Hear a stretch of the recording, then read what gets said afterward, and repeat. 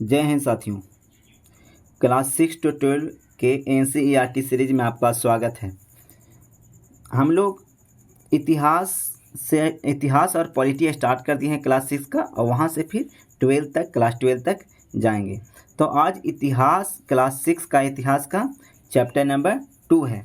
तो चलिए बिना देर किए स्टार्ट करते हैं आज का क्लास। इसका नाम है, आज के चैप्टर का नाम है आरंभिक मानव की खोज में। तो इसके समय ये चैप्टर है, इसमें सबसे पहले हम लोग जानेंगे आरंभिक नगर के बारे में। आरंभिक नगर समझना है तो उससे पहले हम लोग आखेटक और खाद्य संग्रह को समझेंगे। तो आखेटक या खाद्य संग्रह इस महाद्वीप पे 20 लाख वर्ष पहले रहते थे, और यह इस आखेटक या खाद्य संग्रह इसलिए इनका नाम पड़ा क्योंकि ये भोजन इंतजाम करने की विधि के आधार पर इनका यह नाम दिया गया है। इनका भोजन का इंतजाम करने का जो विधि था वो इस प्रकार था, क्योंकि वो आखेटक के रूप में अपने खाद्य का संग्राहक थे। मतलब कि अपना जो जानवर का शिकार करना, मछलियाँ पकड़ना, चिड़िया को मार के खाना, फल फूल खाना, दाने पौधे पत्तियाँ खाना, अंडे खाना, ये सब जो थे ये आखेटक के रूप में ये सब का प्रयोग करते थे। और एक तरह से इसे शिकार भी कहा जा सकता है। तो इसीलिए इनका नाम आखेटक या खाद्य संग्रह के रूप में पड़ा, क्योंकि खाद्य संग्रह करके ये अपना जीविका को चलाते थे, अपना पेट को भरते थे। आगे है कि एक स्थान से दूसरे स्थान पर जाने का कारण क्या था भाई। ये लोग जो आरंभिक जो लोग थे, मानव थे, एक स्थान से दूसरे स्थान पर क्यों जाते थे? सबसे पहले भोजन की तलाश में इनको एक स्थान से दूसरा स्थान जाना पड़ता था, या चारा की तलाश में जानवरों के शिकार करते हुए भी एक स्थान से दूसरे स्थान पर चले जाते थे यहाँ पे, या अलग अलग मौसम में फल की तलाश में भी एक जगह से दूसरी जगह गए और दूसरी जगह जाके वहीं पे बस गए, और वहीं पे और फिर अगर वहाँ पे ख़त्म हुआ अपना भोजन तो फिर भोजन की तलाश में अगला जगह गए। ऐसे वो घुमंतु बने हुए थे। ठीक है, एक स्थान से दूसरे स्थान पे आया जाया करते थे। इन लोगों ने काम के लिए पत्थरों, लकड़ियों और हड्डियों के औजार बनाए थे। काम के लिए पत्थर के औजार बनाते थे, लकड़ियों का और हड्डियों के औजार का प्रयोग करते थे। कौन लोग? तो आखेटक लोग। चलिए, पूरा स्थल एक कीवर्ड है, पूरा स्थल। इसके बारे में जाने क्या है? तो पूरा स्थल उस स्थान को कहते हैं जहां औजार, बर्तन और इमारतें जैसे वस्तुओं के अवशेष मिलते हैं।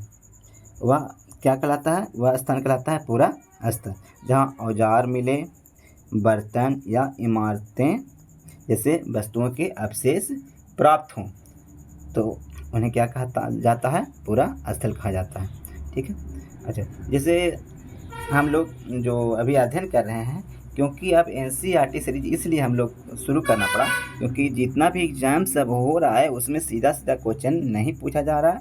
जैसे पूरा स्थल के बारे में इसमें ऐसे भी पूछा जा सकता है।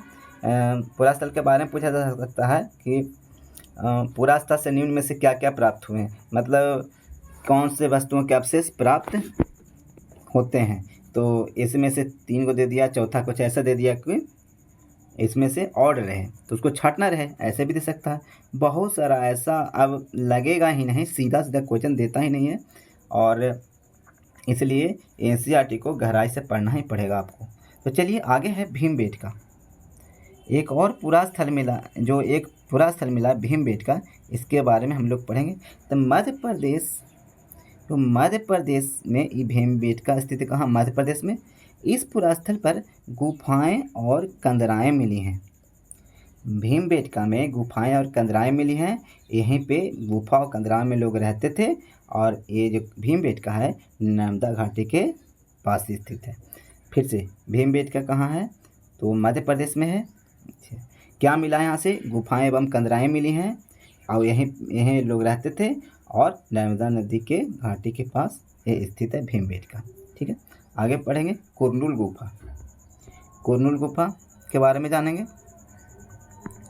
आंध्र प्रदेश, यहाँ राख के अवशेष मिले हैं। कुरनूल गुफा आंध्र प्रदेश में है और यहाँ से राख के अवशेष मिले हैं। और राख के अवशेष मिले हैं, इससे पता चलता है कि कोई भी यहाँ पे कोई भी चीज़ जलता होगा और जलेगा तो प्रकाश देगा, तब प्रकाश मतलब लाइट देगा, तो लाइट के लिए राख यूज किया गया, प्रकाश के लिए किया गया होगा या मांस वगैरह भूनने के लिए किया गया होगा, या ऐसे भी हो सकता है कि खतरनाक जानवर वहाँ पे ना आए, अपनी मतलब सुरक्षा के लिए भी आग जलाता होगा। तो राख वहाँ से अवशेष मिले हैं। ठीक है, कहाँ से? कुरनूल गुफा से। कुरनूल गुफा कहाँ? आंध्र प्रदेश में। ठीक है, और कुरनूल गुफा से क्या चीज़ का अवशेष मिले हैं? राख के अवशेष मिले हैं। तो यह अनुमान लगाया गया है कि इसका प्रयोग वो लोग प्रकाश के लिए, चाहे मांस भूनने के लिए या खतरनाक जानवरों को दूर भगाने के लिए किया करते थे। ठीक है, आगे देखिए, लगभग 12,000 वर्ष पहले जलवायु में बहुत बड़ा परिवर्तन आया था। तो ये परिवर्तन आया तो इसमें क्या हुआ कि घास वाले मैदान विकसित हुए, और घास वाले मैदान बने तो हिरन, बारहसिंगा, भेड़, बकरी, गाय जैसे जानवरों की संख्या में बढ़ोतरी हो गई। और ये सब जानवरों में बढ़ोतरी हुई, और जो समतल क्षेत्र था उसमें पानी भर गया, और पानी भर गया समतल क्षेत्र में, तो वहाँ पे झीलें, बड़ा बड़ा झीलें, तालाब वगैरह सब आ गया, और उसमें भी मछलियाँ विकसित हुई, मतलब मछली भी महत्वपूर्ण स्रोत बन गया। कब? 12,000 साल पहले की बात है यहाँ पे। ठीक है, मौसम में जब बदलाव आया था, जलवायु में बदलाव आया था तब। आगे देखिए, प्रारंभिक पशुपालक व कृषक के साक्ष्य प्राप्त हुए हैं। कहाँ कहाँ से हुए हैं इसके बारे में जानेंगे हम लोग। अच्छा, प्रारंभिक पशुपालक और कृषि के साक्ष्य देखिए कहाँ कहाँ से प्राप्त हुए हैं। बुर्ज होम है जो कश्मीर में स्थित है। यह यहाँ से क्या है कि पशुपालन और कृषि का साक्ष्य मिला है। बुर्ज होम से पशुपालन और कृषि के साक्ष्य मिला है, और खेती के लिए उपकरण के रूप में यहाँ पशुओं की हड्डी और पत्थरों का उपयोग किया जाता था। कहाँ? बुर्ज होम में। बुर्ज होम कहाँ? कश्मीर में। और पशुपालक एवं कृषि के प्रमाण यहाँ पे मिले हैं। पशु पालते थे यहाँ के लोग, और कृषि भी करते थे, इसका प्रमाण मिले हैं। और खेती के लिए जो उपकरण था खेती करने का, उसमें हड्डी और पत्थरों का उपकरण बनाया जाता था यहाँ पे। ठीक है, आगे मेहरगढ़ देखिए। मेहरगढ़ पाकिस्तान में है, और पाकिस्तान के और भी पूछे अगर लोग, और भी एरिया वैसा, तो बलूचिस्तान प्रांत, पाकिस्तान में बलूचिस्तान प्रांत है, यहीं पे स्थित है मेहरगढ़। और वहाँ पे एक दर्रा है, दर्रा अगर पूछते तो बेलन दर्रा के किनारे है मेहरगढ़। और वहाँ पे एक बेलन नदी भी बहती है। वही बेलन नदी के किनारे अगर पूछते, बेलन नदी के किनारे जानिए आप लोग, बेलन दर्रा के पास भी कह सकते हैं, और बलूचिस्तान प्रांत में स्थित है मेहरगढ़। ठीक है, आगे बढ़ेंगे हम लोग। और ये जो है ना बेलन, ये बेलन जो नदी है, ये सिंधु के सहायक नदी है बेलन। ठीक है, आगे बढ़ेंगे हम लोग। चिरांद के बारे में जानिए। चिरांद कहाँ? बिहार में। तो बिहार के सारण जिला, बिहार में जो सारण जिला है, यहीं स्थित है घाघरा नदी के किनारे। चिरांद बिहार के सारण में घाघरा नदी के किनारे स्थित है। और यहाँ पे स्तूप नुमा आकृति बना, ऐसा स्तूप नुमा आकृति यहाँ पे मिला है, जिससे मतलब क्या अनुमान लगाया गया है कि हिंदू मुस्लिम या बौद्धिस्ट लोग इनका कोई ऐसा यह स्तूपनुमा है जो ये तीनों से संबंध रखता है, हिंदू से, मुस्लिम से और बौद्ध से, तीनों से यह आकृति संबंध रखता है, ऐसा अनुमान लगाया जाता है। ठीक है, आगे देखिए कोल्डिहवा के बारे में जानेंगे। कोल्डिहवा देखिए यहाँ पे एमपी दिया हुआ है, जैसे कोल्डिहवा है यूपी में, कोल्डिहवा यूपी में है। यूपी में ये भी बेलन नदी के किनारे हैं, बेलन नदी के किनारे स्थित है। ठीक है, ये कोल्डिहवा, इधर कोल्डिहवा हो गया, इधर मेहरगढ़ हो गया। ये बेलन नदी अगर है ऐसे, तो यूपी में, इधर यूपी है तो यूपी में यहाँ पे हो गया कोल्डिहवा, यहाँ पे हो गया कोल्डिहवा। और इधर पाकिस्तान में ऐसे है, जो पाकिस्तान वाला छोर है इधर, तो यहाँ पे है, पाकिस्तान वाला छोर में है मेहरगढ़। इससे कह सकते हैं कि दोनों बेलन नदी के किनारे स्थित है और उसका एक छोर पे नदी के एक किनारे नहीं बोलिए, यहाँ पे बोला जा सकता है कि इधर एक छोर पे इसका क्या है, कोल्डिहवा है, और एक छोर पे मेहरगढ़ पे है। मतलब दोनों विपरीत स्थित है, कोल्डिहवा और मेहरगढ़ दोनों बेलन नदी के तट पे हैं स्थित है, बेलन नदी के किनारे हैं स्थित है। ठीक है, और इसके बारे में थोड़ा सा ये भी जान ही लीजिए कि यहाँ पे ये कोल्डिहवा है ना, यहाँ पे चावल और हड्डियों के छोटे छोटे टुकड़े, चावल और हड्डियों के छोटे छोटे टुकड़े प्राप्त हुए हैं। कहाँ से? कोल्डिहवा से। ठीक है। अच्छा, दाओजली असम में नॉर्थ ईस्ट का एकमात्र क्षेत्र जहाँ से नवपाषाण क्षेत्र के अवशेष प्राप्त हुए हैं। देखिए ये भी हम लोग अभी तक देखे चारों सभी में नवपाषाण के अवशेष ये पांचों जगह से नवपाषाण के ही अवशेष पाए गए हैं। नवपाषाण क्या होता है ये भी हम लोग आगे यही चैप्टर में जानेंगे, नवपाषाण के बारे में भी डिटेल तो उतना नहीं है अभी आप लोग को पढ़ना, लेकिन जितना चैप्टर में है उतना हम बताएंगे आपको। चलिए, तो नवपाषाण के क्षेत्र यह सब नवपाषाण के अवशेष यहाँ मिले हैं। अच्छा, दाओजली है तो नॉर्थ ईस्ट में एकमात्र क्षेत्र जहाँ से नवपाषाण के अवशेष मिले हैं वो है दाओजली असम में। दाओजली है, यहाँ नाल चित्रित मिट्टी के भी बर्तन मिले हैं, नाल चित्रित मिट्टी के भी यहाँ बर्तन मिले हैं, और लाल रंग के पॉलिश वाला यह बर्तन है, मतलब लाल रंग के पॉलिश वाला बर्तन है, और मुद्रा अंकित यहाँ पे बर्तन भी यहाँ पे मिला है दाओजली से। ठीक है। अच्छा, आगे देखिए, जैसे यहाँ पे जैसे है ना कि काफ़ी इतना तरह का नक्काशी किया हुआ है बर्तन में, खूब सारा नक्काशी किया हुआ है ना, ऐसे ऐसे करके ऐसे ऐसे नक्काशी बर्तन में बहुत सारा, और लाल रंग के है, और मुद्रा अंकित भी यहाँ पे मिला है बर्तन। ठीक है, दाओजली में असम में। आगे बढ़ेंगे हम लोग, तो आगे बढ़ने के क्रम में देखिए बुद्धहुम के बारे में थोड़ा और पढ़ना है आप लोग को, तो थोड़ा सा देख लेते हैं बुद्धहुम के बारे में। तो वर्तमान कश्मीर में बुद्धहुम है, वर्तमान में कश्मीर में है।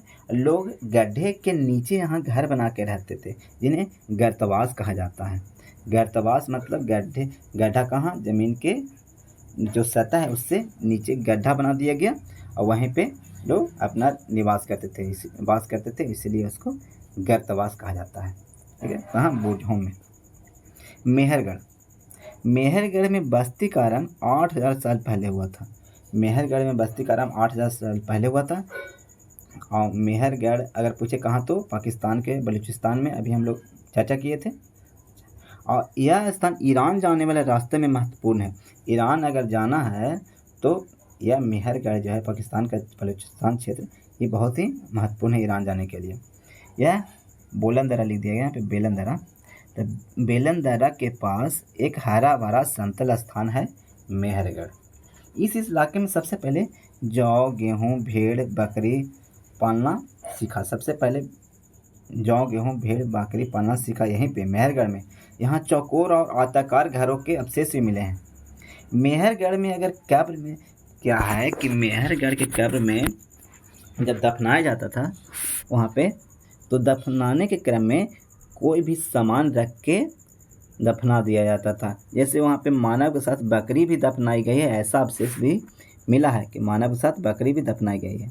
और भी इसके अलावा भी कई अवशेष मिले हैं जिससे प्राप्त हुआ है कि मानव को जब दफनाया जाता था उसके साथ चीज़ें भी या कोई जीव को भी उसके साथ में दफना दिया जाता था। कहाँ? मेहरगढ़ में। आगे देखिए,